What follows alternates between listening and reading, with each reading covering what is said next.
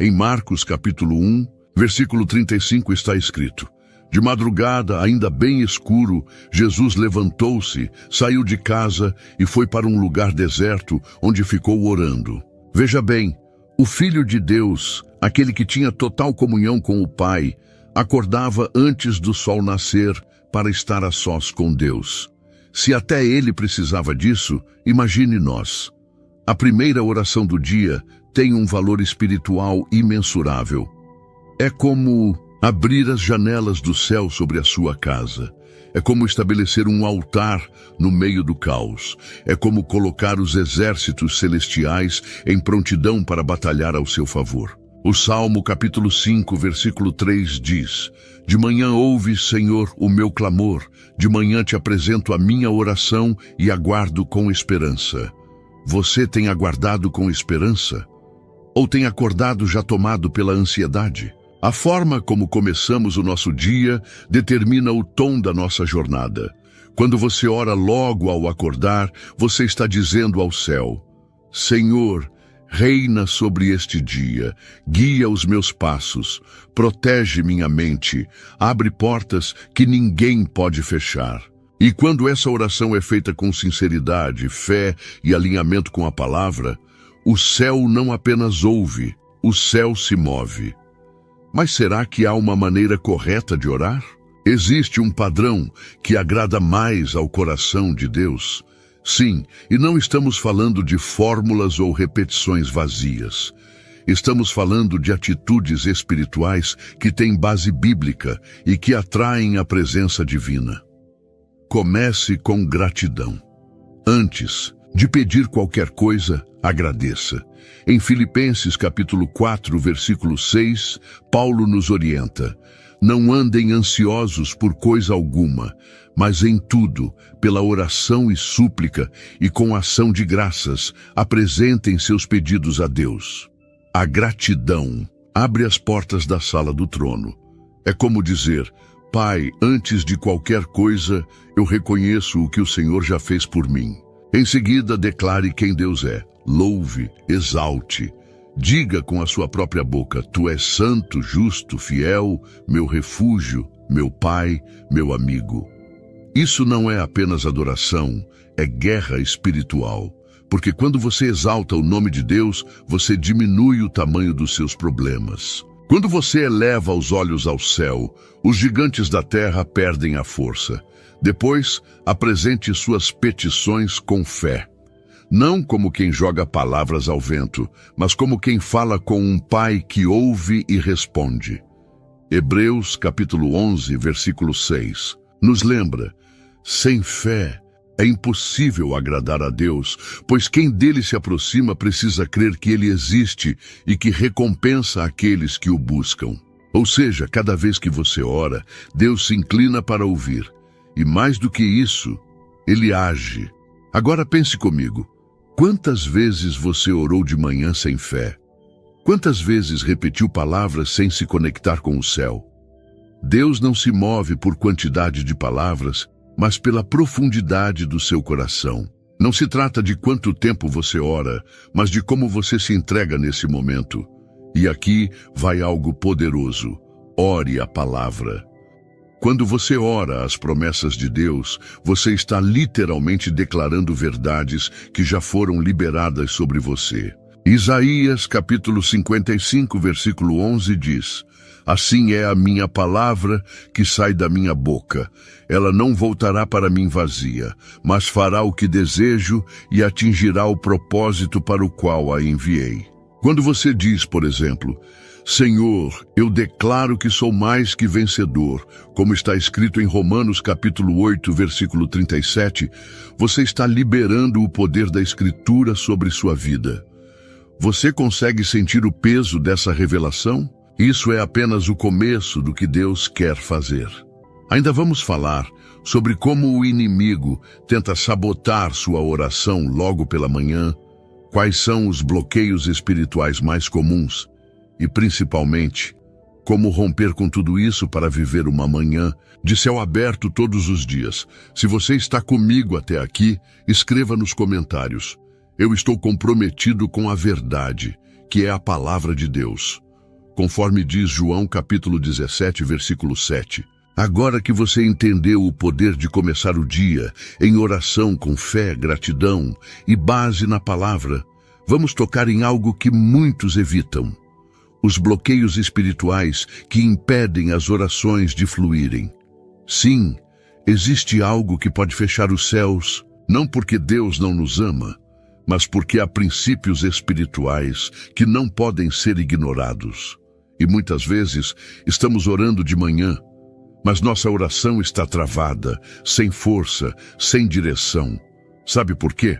Porque o coração está pesado, ferido ou alimentando algo que desagrada ao Senhor. Jesus disse em Mateus 6, 14 e 15, pois, se perdoarem as ofensas uns dos outros, o Pai Celestial também lhes perdoará. Mas, se não perdoarem uns aos outros, o Pai também não lhes perdoará as ofensas. Percebe? A oração eficaz nasce de um coração limpo. Você pode acordar às 5 da manhã, jejuar, orar por 1 hora, mas se guardar rancor, amargura ou orgulho, suas palavras não alcançarão o trono. Então, antes de clamar, perdoe. Antes de pedir, libere. Antes de buscar respostas, abra espaço dentro de você para que o Espírito Santo possa agir com liberdade. Não há oração mais poderosa do que a que nasce de um coração quebrantado.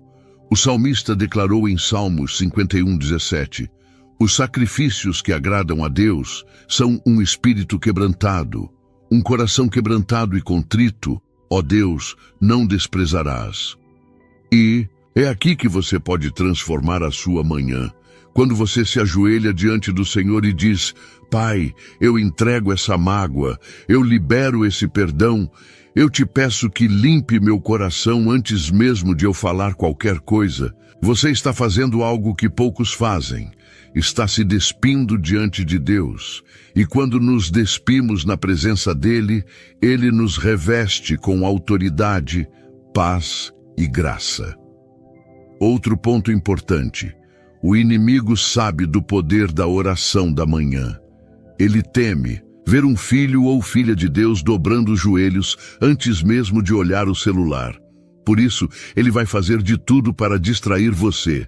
Cansaço, preocupações, notificações, pensamentos soltos. Tudo isso é arma para sabotar seu encontro com o céu. Mas aqui está a chave. A sua intenção tem poder. Deus vê quando você escolhe priorizá-lo.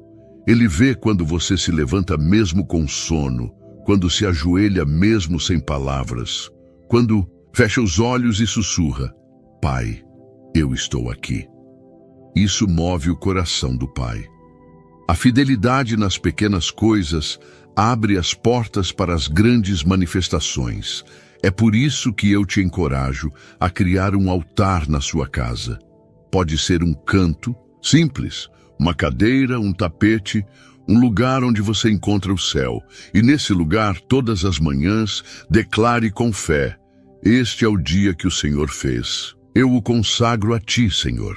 Diga isso em voz alta. Traga o céu para dentro da sua casa. Estabeleça uma rotina espiritual, não por religiosidade, mas por amor e compromisso com aquele que te sustenta. E se você não sabe por onde começar, eu vou te ensinar uma estrutura simples para orar pela manhã que pode transformar sua vida espiritual. Anote aí, agradecimento.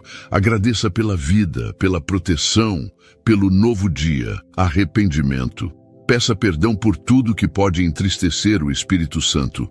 Entregue o dia, sua agenda, seus pensamentos e emoções a Deus. Petição. Peça direção, sabedoria, provisão, proteção, declaração da palavra, profetize versículos sobre sua vida.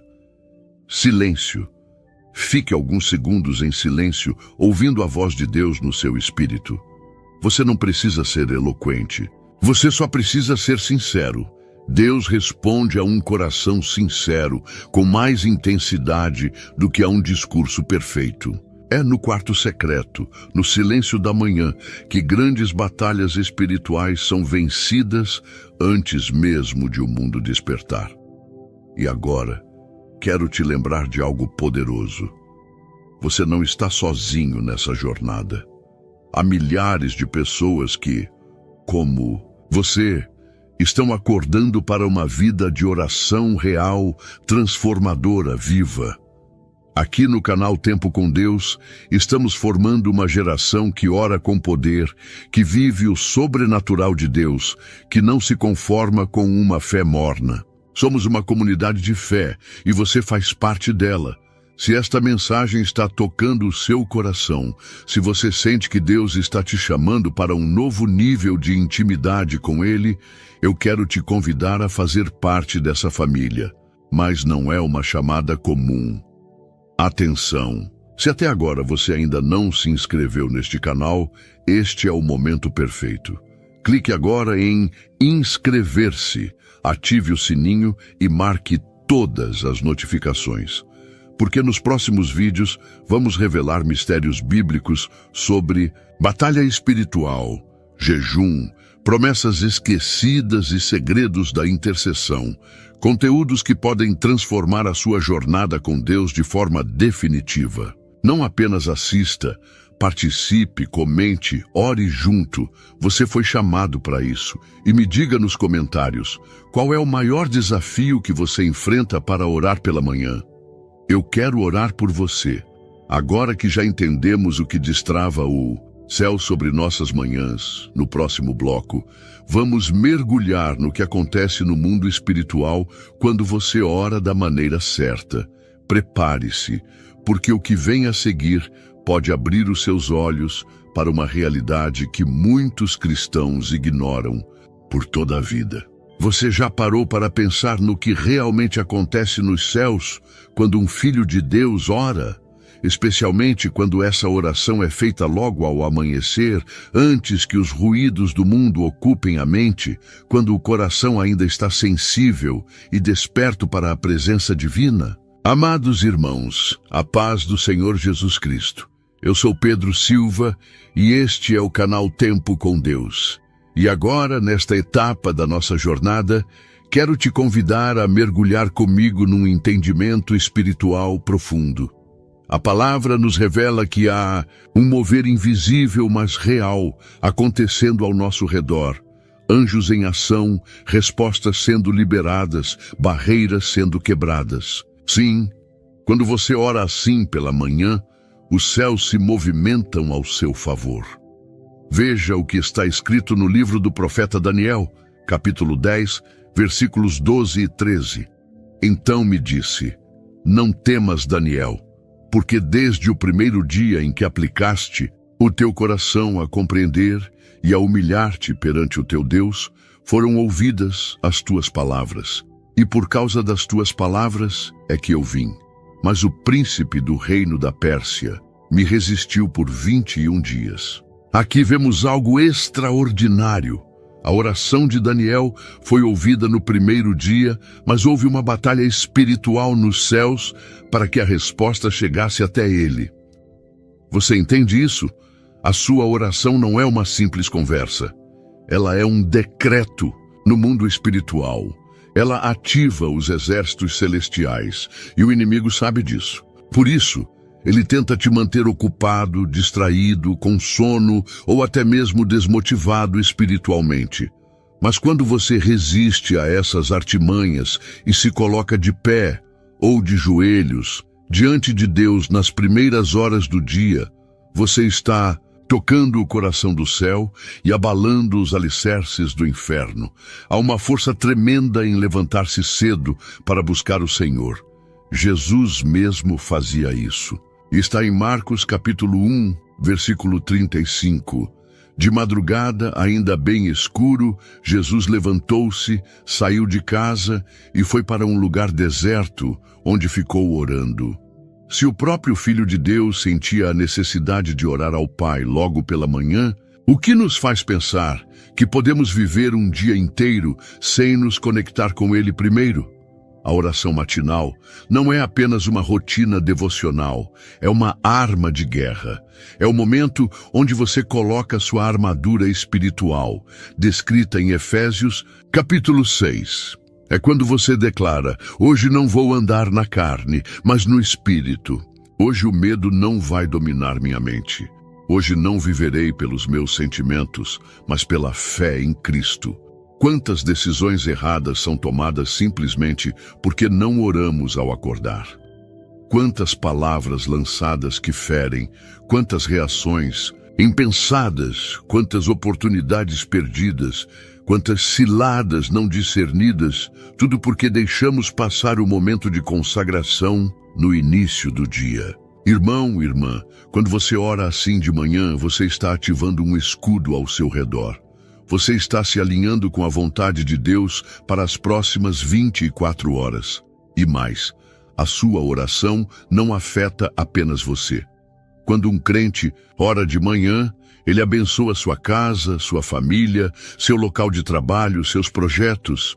Em Gênesis capítulo 19, versículo 29, a Bíblia diz que, quando Deus destruiu as cidades da planície, ele lembrou-se de Abraão e tirou Ló do meio da catástrofe. Veja que impressionante. Foi por causa da intercessão de Abraão que Deus salvou Ló. Ou seja, a sua oração pode salvar pessoas que você ama, mesmo quando elas estão distantes ou até mesmo desviadas. Você está entendendo o nível disso? Quando você ora com propósito, com sinceridade, com fé, o céu se curva para ouvir, o trono de Deus se abre para receber sua voz. As cadeias espirituais começam a se romper, os anjos são comissionados e o Espírito Santo começa a alinhar o seu coração com os planos do Pai.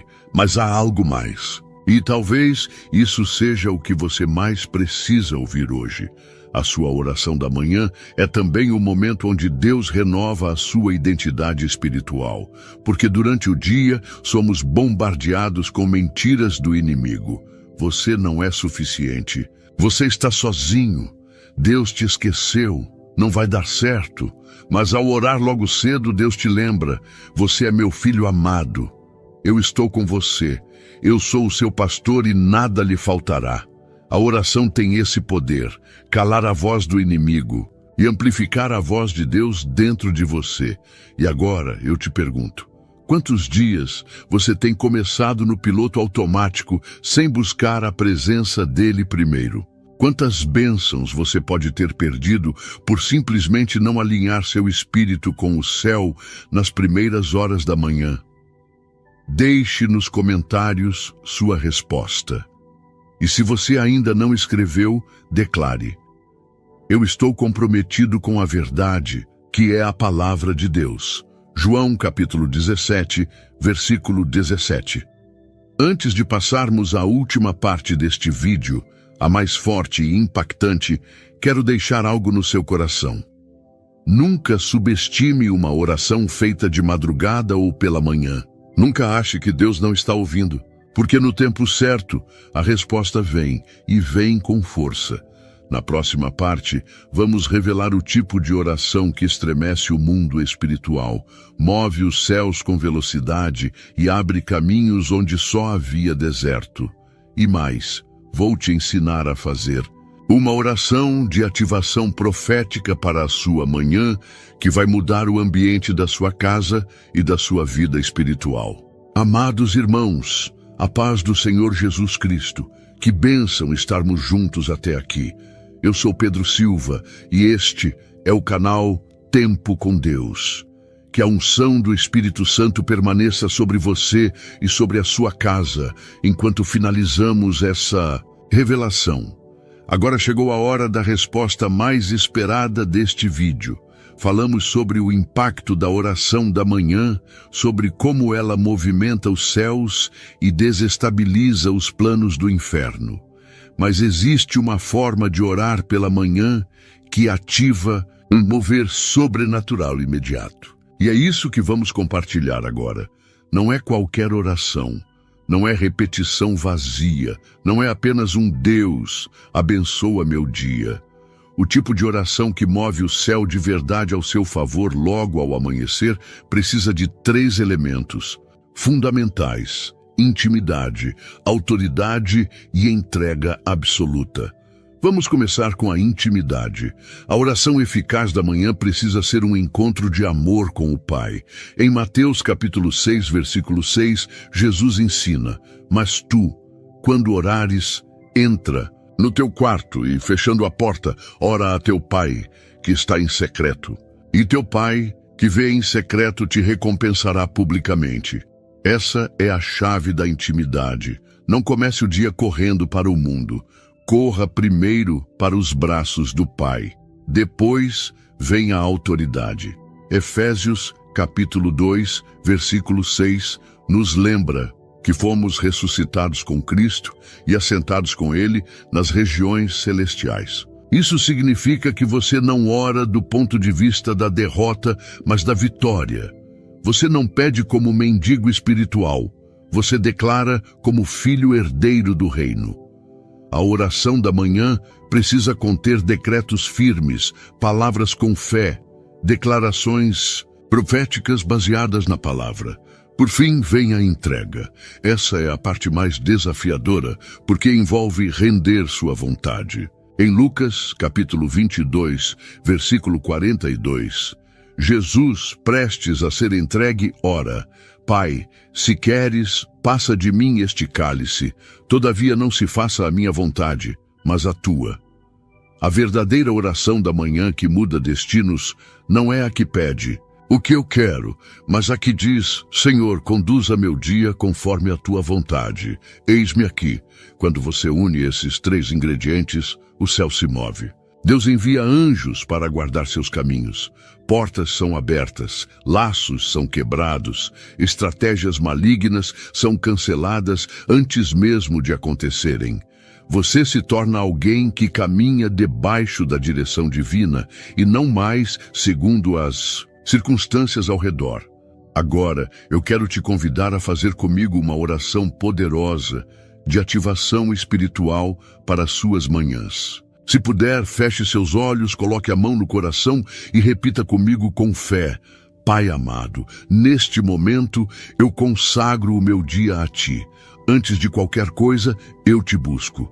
Que a Tua presença me envolva desde agora. Renova a minha mente, limpa meu coração, fortalece meu espírito." Em nome de Jesus, eu declaro que este será um dia de vitórias, de paz, de conquistas e proteção divina.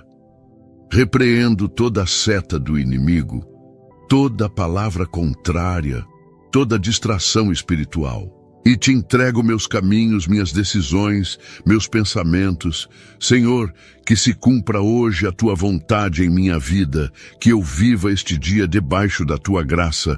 Em nome de Jesus, amém. Você sentiu isso? Essa oração simples, feita com o coração rendido, tem um peso espiritual gigantesco. Porque não são as muitas palavras que movem o céu, mas a sinceridade e a fé com que as pronunciamos. E eu te digo mais: se você transformar essa oração em um hábito diário, você vai ver sua vida mudar radicalmente. Não porque os problemas vão desaparecer, mas porque você estará revestido do alto, cheio da paz, que excede o entendimento e andando pela fé e não pelo que vê. Como disse Charles Spurgeon, o príncipe dos pregadores, a oração é o elo de comunicação entre a fraqueza humana e a onipotência divina. Nunca subestime uma oração feita com fé logo pela manhã. Ela é como um comando espiritual que ordena o alinhamento do seu dia com o reino de Deus. E para encerrar, eu deixo esta palavra sobre sua vida profeticamente. O Senhor está diante de ti neste dia. Ele te guarda, te livra, te instrui, e nenhuma arma forjada contra ti prosperará, porque o sangue de Jesus está sobre você e sua casa. A bênção de Deus Pai, Filho e Espírito Santo está sobre você agora. Em nome de Jesus, amém. Se esta mensagem tocou o seu coração, inscreva-se agora no canal Tempo com Deus, Ative o sininho, deixe seu like e compartilhe este vídeo com alguém que precisa começar o dia sob a direção de Deus. Escreva aqui nos comentários: eu estou comprometido com a verdade, que é a palavra de Deus. João, capítulo 17, versículo 17. E não saia daqui sem ver os 2 vídeos que estão na tela final. Um deles continua essa linha de oração e despertamento espiritual, e o outro revela um dos maiores mistérios ocultos nas orações de Jesus. Você precisa assistir. E se você ainda não entregou sua vida a Cristo, faça isso agora mesmo. Diga: Senhor Jesus, eu te aceito como meu único e suficiente Salvador. Perdoa meus pecados, escreve meu nome no livro da vida e guia meus passos a partir de hoje. Procure uma igreja cristã próxima de você. Não caminhe sozinho. Você é precioso para Deus e Ele tem uma jornada gloriosa para a sua vida. Que a paz do Senhor te acompanhe. Até a próxima, aqui no canal Tempo com Deus. Deus te abençoe ricamente. Por que Ele nos leva à solidão antes de nos usar? Porque quando há muitas vozes, você não consegue ouvir a voz certa. Quando há muitas opiniões, você não consegue discernir a direção certa. Quando há muitas distrações, você não consegue focar no propósito certo. Então Deus cria o silêncio. E nesse silêncio, Ele vai testar se você consegue confiar nele sem ver. Se você consegue crer nele sem entender. Se você consegue segui-lo sem mapas. Moisés passou 40 anos no deserto antes de liderar Israel. 40 anos cuidando de ovelhas que não eram suas, em uma terra que não era a sua, longe de tudo o que ele conhecia. Ele tinha sido príncipe no Egito, tinha educação, poder, influência. Mas Deus o tirou de tudo isso e o colocou no deserto. Por quê? Porque Deus precisava quebrar a dependência de Moisés nos sistemas humanos. Precisava ensinar Moisés a ouvir sua voz acima de todas as outras vozes. Precisava fazer de Moisés um homem que não se impressionava com Faraó, porque já tinha visto a glória de Deus. Davi passou anos nas cavernas antes de sentar no trono. Ele foi ungido rei quando ainda era jovem. O profeta Samuel derramou o óleo sobre sua cabeça e declarou que ele seria o próximo rei de Israel.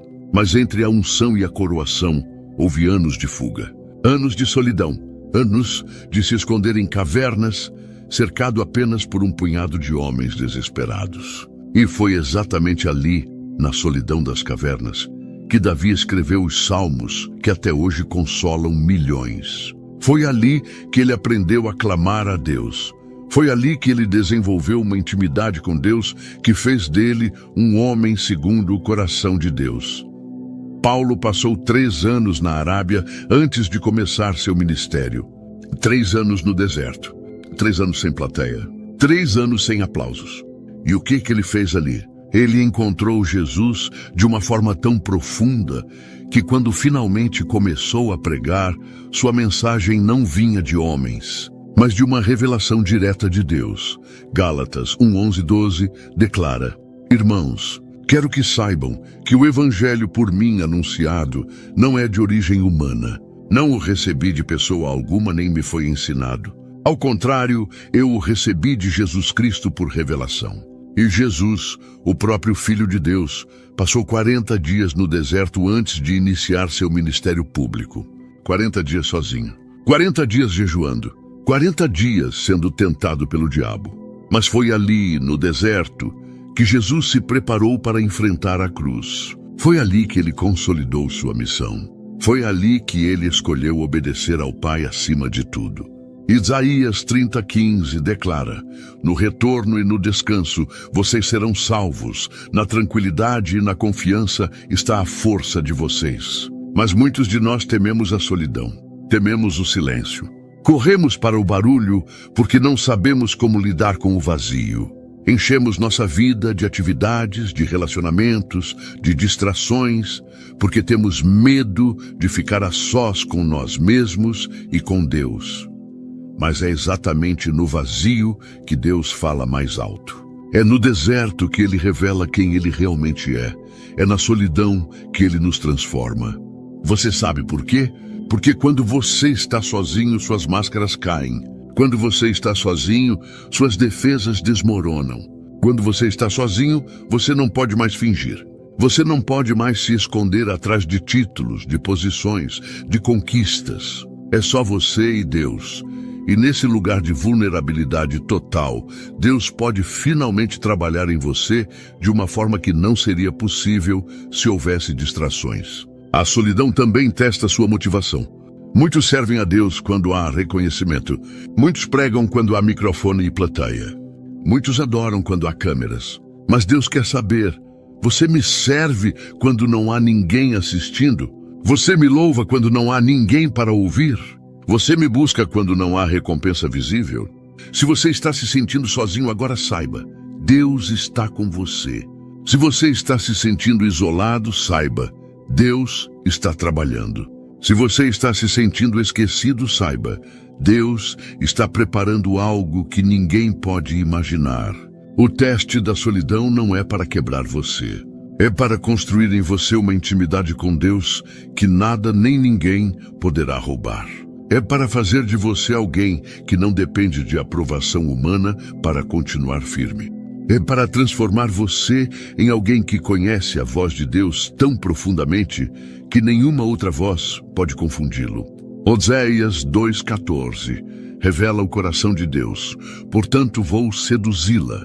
Vou levá-la para o deserto e falar-lhe ao coração. Você viu isso? Deus diz que vai levá-la ao deserto para falar ao coração. Não é punição, é romance. Deus quer você só para Ele por um tempo. Ele quer ter sua atenção completa. Ele quer sussurrar verdades em seu coração que você nunca ouviria no meio do barulho. E quando esse tempo de solidão terminar, você vai emergir diferente. Você vai emergir mais forte. Você vai emergir com uma convicção inabalável de quem Deus é e de quem você é nele. E quando Deus finalmente te colocar no palco que Ele preparou para você, as multidões não vão te distrair. Os aplausos não vão te envaidecer. As críticas não vão te abalar, porque você já passou pelo teste da solidão. E você sabe que a aprovação que importa não vem das pessoas, vem de Deus. O segundo teste é o teste da humilhação. Deus vai permitir que você seja rebaixado antes de ser exaltado. Ele vai permitir que você seja mal compreendido, que você seja julgado, que você seja rejeitado. Não porque você merece, mas porque Ele está matando o orgulho que ainda resta em você. E essa é uma verdade difícil de aceitar, porque nós vivemos em uma cultura que nos ensina a nos promover, a nos exaltar, a defender nossa reputação a todo custo. Mas o reino de Deus funciona de forma oposta. No reino de Deus, o caminho para cima é para baixo. O caminho para a grandeza é através da pequenez. O caminho para a honra é através da humilhação. José foi vendido como escravo por seus próprios irmãos. Pense nisso. Ele era o filho amado de Jacó. Tinha recebido uma túnica especial. Tinha recebido sonhos de Deus, mostrando que ele seria grande. Mas seus irmãos o odiavam por causa disso. E num dia, eles o jogaram em uma cisterna e depois o venderam para mercadores ismaelitas. José, que tinha sonhado com autoridade, agora estava sendo vendido como propriedade. José, que tinha visto seus irmãos se curvando diante dele em sonhos, agora estava acorrentado e sendo levado para o Egito como escravo. Você consegue imaginar a humilhação? Você consegue imaginar a dor? Você consegue imaginar as perguntas que passavam pela mente de José? Deus, onde estão os sonhos que tu me deste? Deus, onde está a promessa? Deus, como eu posso ser líder se estou acorrentado? Mas aqui está o que José não sabia naquele momento. A humilhação não era o fim da história, era o começo. Deus estava usando aquela cisterna para matar o orgulho em José. Estava usando aquelas correntes para ensinar José a depender dele. Estava usando aquele rebaixamento para preparar José para uma promoção que seria tão grande que ele precisaria de um caráter ainda maior para sustentá-la. Davi foi desprezado por seus próprios irmãos. Lembra quando Samuel foi à casa de Jessé para ungir um dos filhos como o próximo rei? Jessé chamou todos os seus filhos menos Davi. Por quê? Porque Davi era o mais novo. Porque Davi não era considerado importante. Ele estava no campo, cuidando de ovelhas, enquanto seus irmãos estavam em casa para a visita do profeta. E quando Samuel disse que Deus não havia escolhido nenhum dos filhos presentes, Jessé teve que mandar buscar Davi, como se ele fosse uma opção secundária, como se ele nem merecesse estar ali. E a humilhação de Davi não parou ali. Quando ele foi levar comida para seus irmãos no campo de batalha e ouviu Golias desafiando Israel, Davi perguntou: quem é esse filisteu incircunciso para desafiar os exércitos do Deus vivo? Mas em vez de apoio, ele recebeu desprezo. Seu irmão mais velho, Eliabe, o repreendeu publicamente dizendo: por que você desceu até aqui? Com quem você deixou aquelas poucas ovelhas no deserto? Conheço a sua presunção e a maldade do seu coração.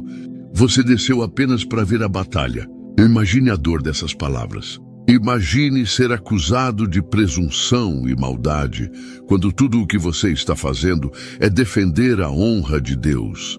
Imagine ser humilhado publicamente pelo seu próprio irmão. Mas Davi não reagiu. Ele não se defendeu. Ele não se vingou. Ele simplesmente se virou e continuou perguntando sobre Golias. Por quê? Porque Davi sabia quem ele era em Deus, mesmo quando sua família não sabia. E Jesus, o Filho de Deus, foi humilhado de uma forma que nenhum de nós jamais experimentará. Filipenses 2:6-8 nos mostra que, sendo em forma de Deus, não teve por usurpação ser igual a Deus, mas esvaziou-se a si mesmo, tomando a forma de servo, fazendo-se semelhante aos homens. E achado na forma de homem, humilhou-se a si mesmo, sendo obediente até a morte, e morte de cruz. Jesus tinha todo o direito de ser exaltado. Ele era Deus, mas ele escolheu a humilhação. Ele escolheu se esvaziar. Ele escolheu tomar a forma de servo. Ele escolheu ser obediente até a morte e morte de cruz. A cruz era a forma mais humilhante de execução no Império Romano. Era reservada para os criminosos mais desprezíveis. E Jesus, o Rei dos Reis, morreu dessa forma.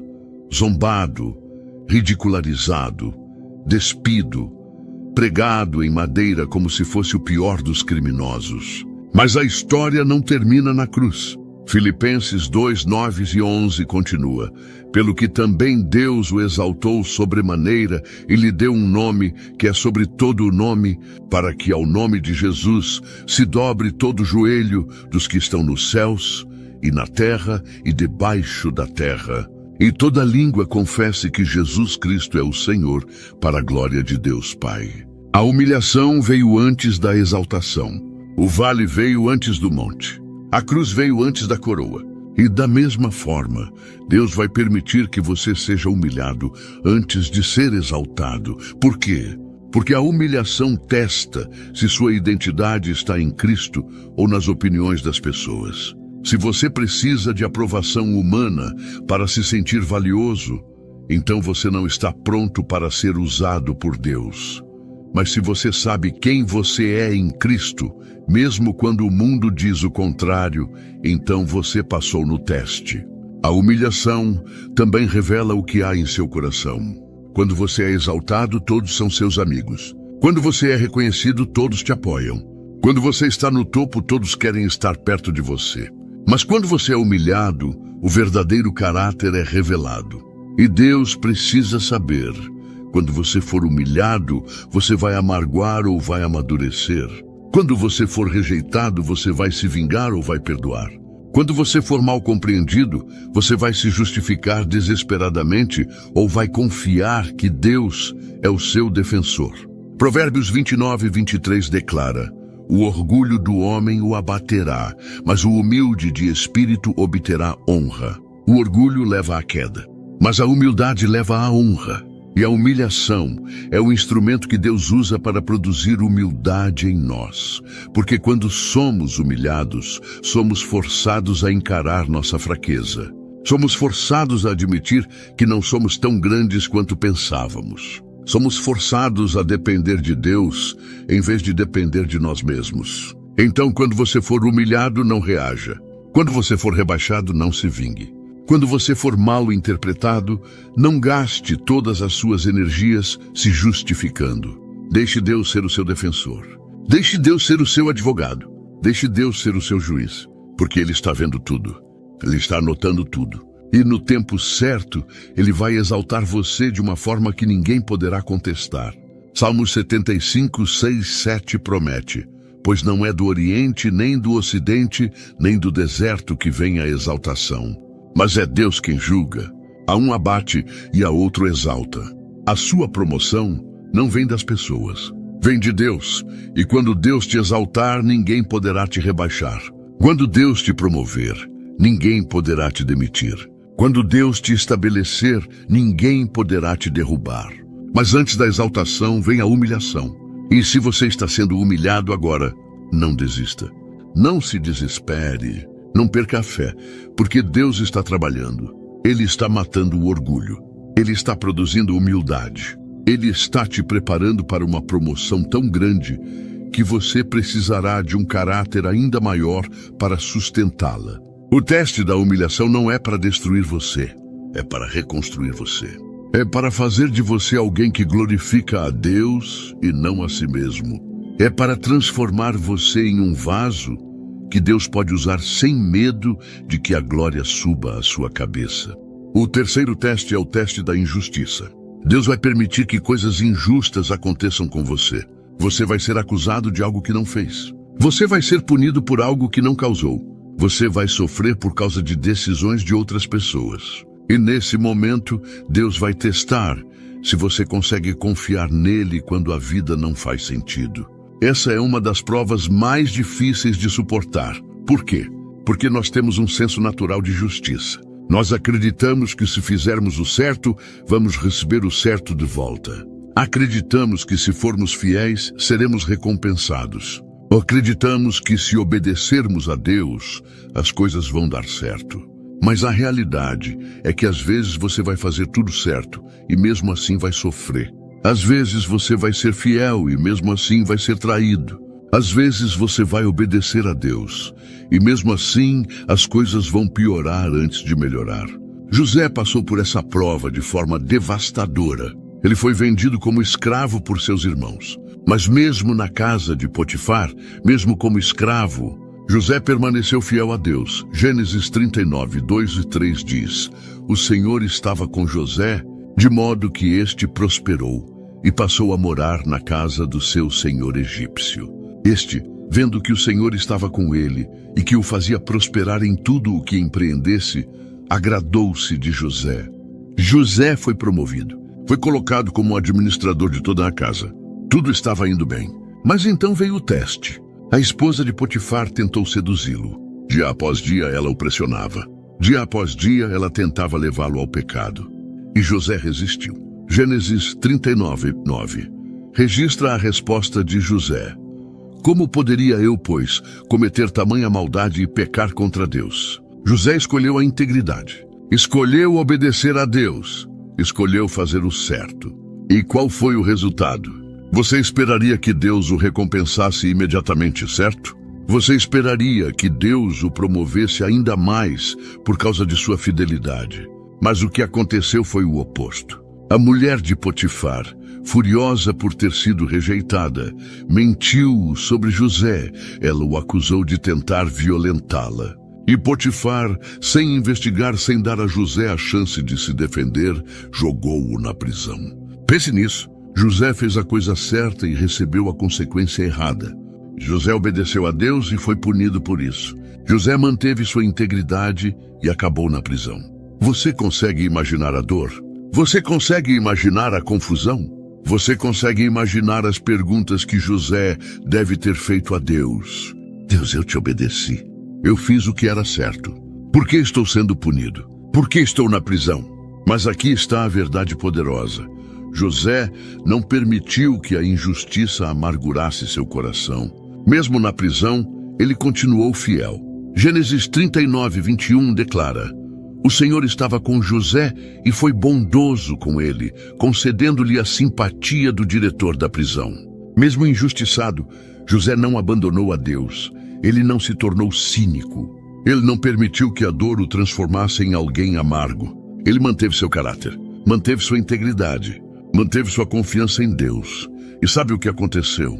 Anos depois, Deus o tirou da prisão e o colocou como governador do Egito, a segunda pessoa mais poderosa de toda a nação. E quando seus irmãos vieram ao Egito para comprar comida durante a fome, José estava em posição de se vingar.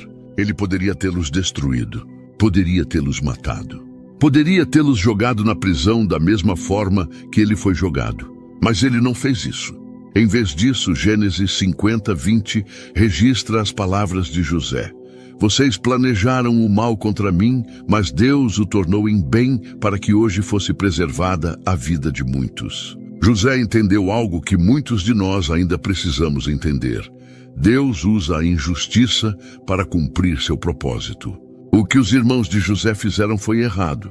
O que a esposa de Potifar fez foi injusto. Mas Deus usou tudo isso para posicionar José exatamente onde ele precisava estar, para salvar não apenas sua família, mas nações inteiras. A injustiça não foi desperdício, foi redirecionamento. Jó é outro exemplo poderoso. A Bíblia diz que Jó era íntegro e justo, temia a Deus e evitava fazer o mal. Jó 1:1. Ele era um homem bom, um homem fiel, um homem que honrava a Deus. Mas mesmo assim, ele perdeu tudo. Perdeu sua riqueza, perdeu seus filhos, perdeu sua saúde. E seus amigos vieram e o acusaram, dizendo que ele devia ter pecado em segredo para estar sofrendo tanto, que Deus devia estar punindo ele por algo que ele fez. Mas Jó não tinha feito nada de errado. Ele estava sofrendo injustamente. E no meio de toda aquela dor, no meio de toda aquela confusão, Jó clamou a Deus. Ele questionou. Ele lutou, mas ele não abandonou a fé. Jó 13:15 declara: It hurt good, more than I can say, but maybe love isn't holding on. Maybe it's knowing when to walk away.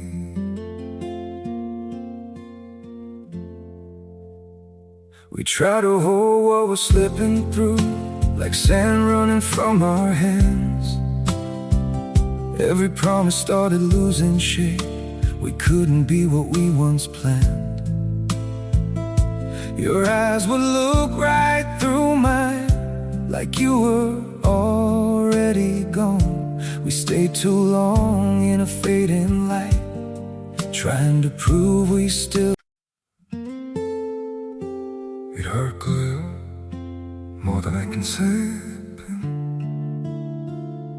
but maybe love isn't holding on. Maybe it's knowing when to walk away.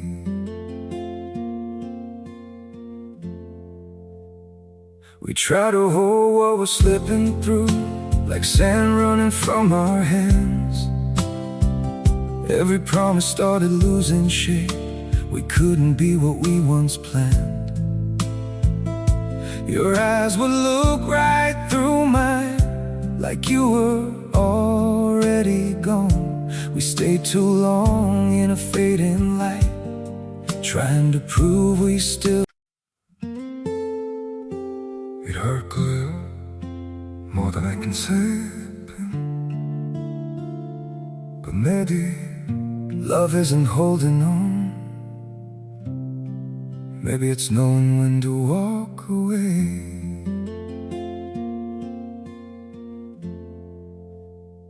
We try to hold what we're slipping through, like sand running from our hands. Every promise started losing shape. We couldn't be what we once planned.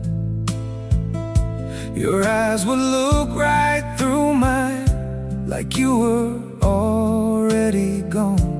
We stayed too long in a fading light, trying to prove we still. It hurt good, more than I can say, but maybe love isn't holding on. Ainda que ele me mate, nele esperarei. Mesmo quando não entendia, Jó escolheu confiar. E no final, Deus restaurou tudo.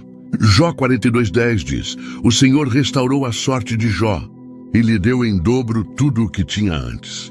Salmos 37:5-6 promete: entregue o seu caminho ao Senhor. Confie nele e ele agirá. Ele fará a sua justiça brilhar como o sol do meio-dia e a sua retidão como a luz do dia. Essa é a promessa para quem passa no teste da injustiça. Deus vai fazer sua justiça brilhar. Ele vai vindicar você. Ele vai mostrar a verdade. Mas você precisa esperar no tempo dele. Você precisa confiar no processo dele. Você precisa crer que ele está no controle, mesmo quando parece que tudo está fora de controle. A injustiça não é para quebrar sua fé. É para fortalecer sua dependência em Deus. Porque quando você aprende a confiar em Deus mesmo quando tudo está contra você, você se torna alguém que Deus pode usar em qualquer circunstância. Você se torna alguém que não desiste quando as coisas ficam difíceis. Alguém que não abandona o chamado quando o caminho fica estreito. Alguém que não perde a fé quando a justiça parece tardar. Então, se você está sofrendo injustiça agora, não amargure seu coração. Não se torne cínico. Não permita que a dor te transforme em alguém que você não é. Mantenha seu coração puro. Mantenha sua consciência limpa. Mantenha sua confiança em Deus, porque Ele está vendo e Ele vai agir. Romanos 12:19 nos instrui: não tomem vingança, meus amigos, mas deixem a ira de Deus agir. Pois está escrito: minha é a vingança, eu retribuirei, diz o Senhor. O quarto teste é o teste da demora. Deus vai prometer algo e depois vai fazer você esperar. Ele vai mostrar o destino e depois vai alongar a jornada. Ele vai acender a esperança e depois vai testar se você consegue manter essa esperança viva, mesmo quando o tempo passa e nada muda. E essa é uma prova que testa a paciência, a perseverança e, acima de tudo, a confiança. Porque é fácil crer em Deus quando a resposta vem rápido. É fácil ter fé quando o milagre acontece imediatamente. Mas o que acontece quando você ora e os céus parecem silenciosos? O que acontece quando você clama e nada muda? O que acontece quando Deus promete, mas os anos passam e a promessa ainda não se cumpriu? Abraão é o exemplo mais poderoso disso. Deus lhe prometeu um filho. Gênesis 15:4-5 registra: veio a palavra do Senhor a ele dizendo: um filho gerado por você mesmo será o seu herdeiro. O Senhor o levou para fora da tenda e disse: olhe para o céu e conte as estrelas, se é que pode contá-las. E prosseguiu: assim será a sua descendência. Que promessa incrível! Abraão teria um filho. E não apenas isso, ele teria descendentes tão numerosos quanto as estrelas do céu. Abraão creu na promessa. Ele confiou em Deus. Ele esperou. Mas o filho não veio. 1 ano se passou. 2 anos. 5 anos, 10 anos e nada. Sara continuava estéril. A promessa continuava distante. E no meio dessa espera, Abraão cometeu erros. Ele tentou ajudar Deus. Sara sugeriu que ele tivesse um filho com Agar, a serva. E Abraão concordou. Nasceu Ismael. Mas Ismael não era o filho da promessa. Ele era o filho da impaciência. Ele era o fruto de tentar acelerar o plano de Deus. Passaram-se 25 anos. 25 anos de espera. 25 anos de fé testada. 25 anos de escolher crer quando tudo parecia impossível. Abraão tinha 100 anos. Sara tinha 90. Humanamente falando, era impossível. Mas Gênesis 21:1-2 declara: o Senhor foi bondoso com Sara, como lhe dissera, e fez por ela o que prometera. Sara engravidou e deu um filho a Abraão em sua velhice, na época fixada por Deus em sua promessa. A promessa se cumpriu, mas a demora não foi desperdício. Foi desenvolvimento. Durante aqueles 25 anos, Deus estava trabalhando no caráter de Abraão. Estava ensinando-o a confiar não nas circunstâncias, mas no Deus que controla as circunstâncias. Estava transformando-o no pai da fé, em alguém que crê mesmo quando não vê, Abacuque 2:3 declara: pois a visão ainda está para cumprir-se no tempo determinado. Ela fala do fim e não falhará. Ainda que demore, espere-a, porque certamente virá e não se atrasará. A promessa de Deus não falha, mas ela tem um tempo determinado. E enquanto você espera, Deus está trabalhando em você aquilo que é necessário para sustentar aquilo que Ele prometeu. Porque uma promessa grande exige um caráter grande. Um chamado alto exige uma maturidade alta. Uma unção poderosa exige um vaso preparado. Então Deus usa o tempo de espera para moldar você, para ensinar você, para transformar você. A demora não é negação, é preparação. Davi foi ungido rei quando ainda era um adolescente. O profeta Samuel derramou óleo sobre sua cabeça na presença de seus irmãos. A Bíblia diz que, daquele dia em diante, o Espírito do Senhor se apossou de Davi. 1 Samuel 16:13. Davi tinha a unção, tinha a promessa, tinha a confirmação profética. Ele seria rei. Mas entre a unção e a coroação, passaram-se aproximadamente 15 anos. 15 anos de fuga, 15 anos de perseguição, 15 anos de se esconder de Saul, que queria matá-lo. E durante todo esse tempo, Davi poderia ter questionado a promessa. Ele poderia ter dito: Deus, tu me ungiste rei, mas estou vivendo como um fugitivo. Tu me prometeste o trono, mas estou escondido em cavernas. Davi teve 2 oportunidades de matar Saul e tomar o trono pela força. Seus homens disseram: esta é a oportunidade que Deus está dando a você. Mas Davi recusou. Por quê? Porque ele entendeu algo profundo. A promessa de Deus não precisa de ajuda humana. Se Deus disse que ele seria rei no tempo certo, da maneira certa. Davi não precisava acelerar o processo. Ele só precisava confiar. E quando finalmente Saul morreu e Davi foi coroado rei, ele estava pronto. Ele tinha aprendido a liderar durante aqueles anos nas cavernas. Tinha aprendido a confiar em Deus durante aqueles anos de fuga. Tinha desenvolvido um caráter durante aqueles anos de espera que o qualificou para o trono. Se ele tivesse sido coroado imediatamente após a unção, ele não estaria preparado. A demora foi necessária. José teve sonhos de que seria líder quando era jovem. Mas entre os sonhos e a realização, passaram-se 13 anos. 13 anos como escravo. 13 anos na prisão. 13 anos de espera.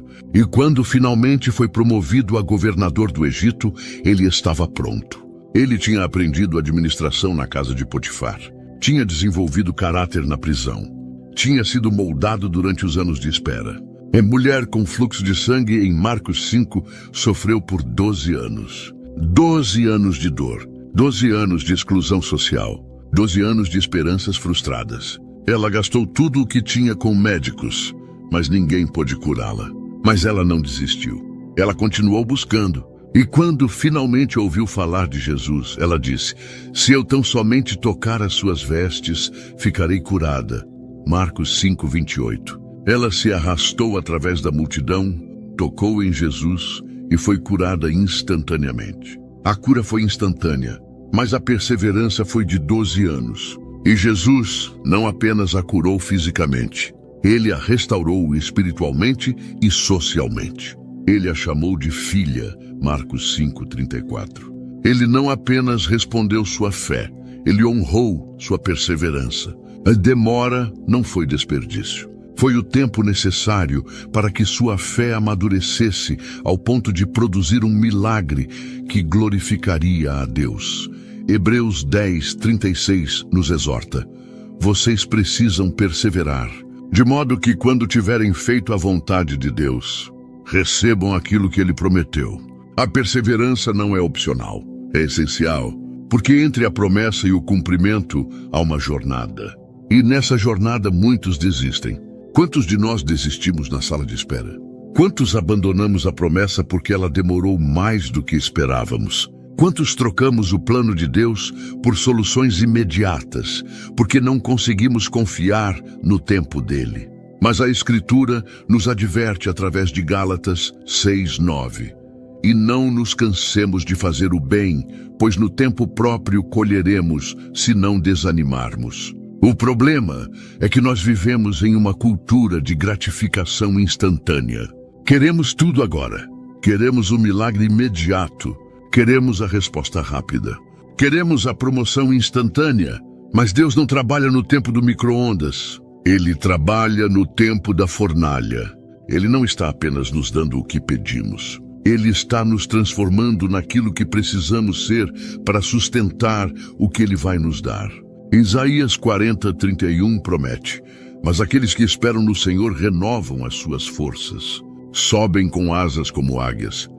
Correm e não ficam exaustos. Andam e não se cansam. Você viu isso?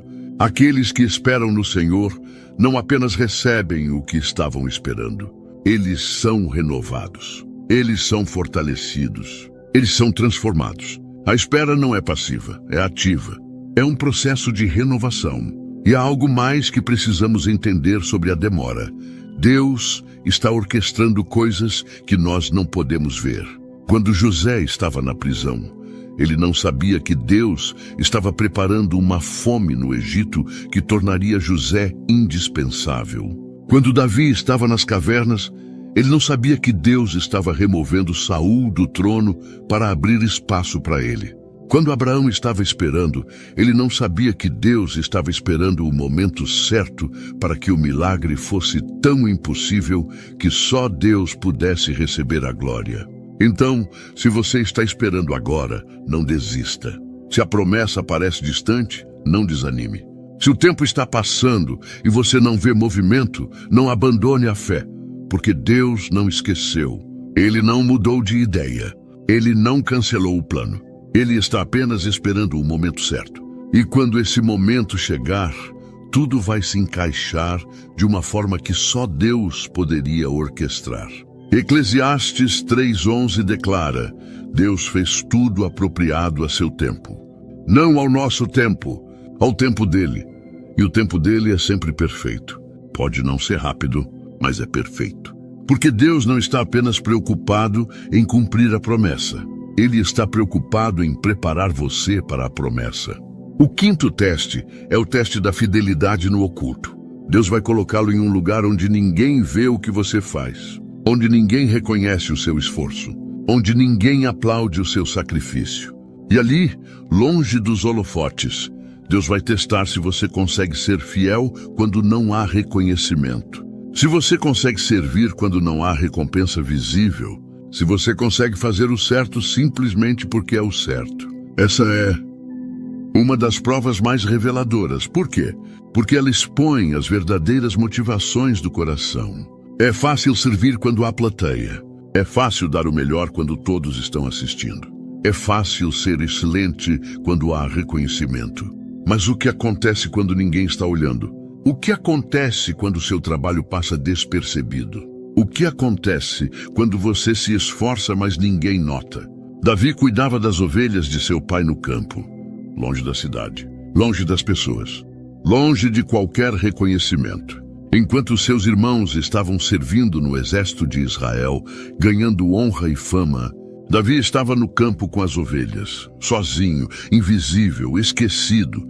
Mas foi exatamente ali, naquele lugar oculto, que Davi se tornou o homem que Deus usaria para liderar Israel. Foi ali que ele aprendeu a adorar. Foi ali que ele tocou sua harpa e escreveu cânticos para Deus.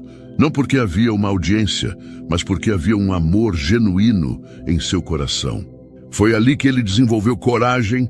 Quando um leão veio e levou uma ovelha, Davi foi atrás dele e a resgatou. Quando um urso atacou, Davi o matou. Ninguém viu, ninguém aplaudiu. Mas Deus viu, e quando chegou o momento de enfrentar Golias, Davi estava pronto. Não porque tinha treinamento militar, mas porque tinha sido fiel no oculto.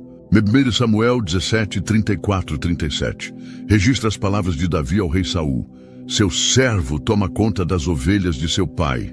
Quando um leão ou um urso vinha e levava uma ovelha do rebanho, eu ia atrás dele, atacava-o e arrancava a ovelha de sua boca.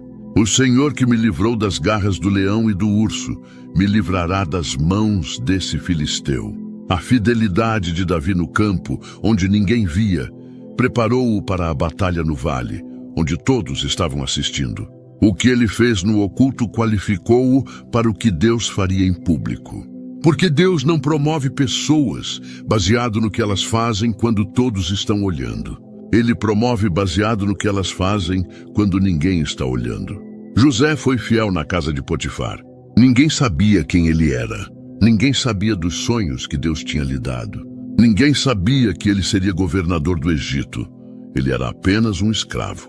Mas Gênesis 39, 22, 23 declara: por isso, o diretor da prisão encarregou José de todos os que estavam na prisão, e ele se tornou responsável por tudo o que lá se fazia.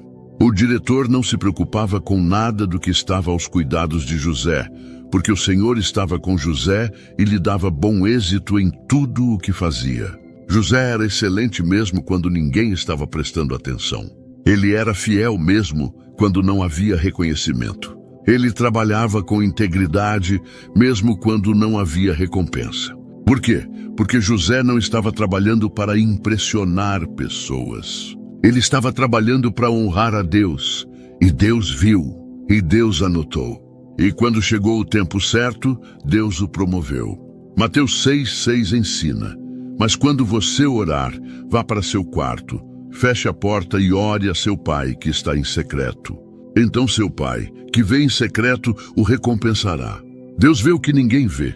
Ele conhece o que ninguém conhece. Ele recompensa o que ninguém reconhece. Mas você precisa ser fiel no oculto, porque a fidelidade no oculto é a prova de que você não está servindo a Deus por causa das pessoas. É a prova de que você não está buscando reconhecimento humano. É a prova de que sua motivação é pura e seu coração é sincero. E quando Deus encontra alguém assim, Ele sabe que pode confiar a essa pessoa algo muito maior. Colossenses 3, 23, 24 exorta: tudo o que fizerem, façam de todo o coração, como para o Senhor, e não para os homens, sabendo que receberão do Senhor a recompensa da herança. É a Cristo, o Senhor, que vocês estão servindo. Você está servindo a Cristo, não ao seu chefe, não à sua igreja, não às pessoas que podem promovê-lo. Você está servindo a Cristo, e Ele vê tudo. Então não despreze o lugar oculto. Não deseje os holofotes antes do tempo. Não busque reconhecimento antes da aprovação de Deus. Seja fiel onde você está. Faça o melhor que você pode, mesmo que ninguém esteja olhando. Sirva com excelência, mesmo que ninguém agradeça. Trabalhe com integridade, mesmo que ninguém note. Adore com paixão, mesmo que não haja plateia. O sexto teste é o teste da integridade sob pressão.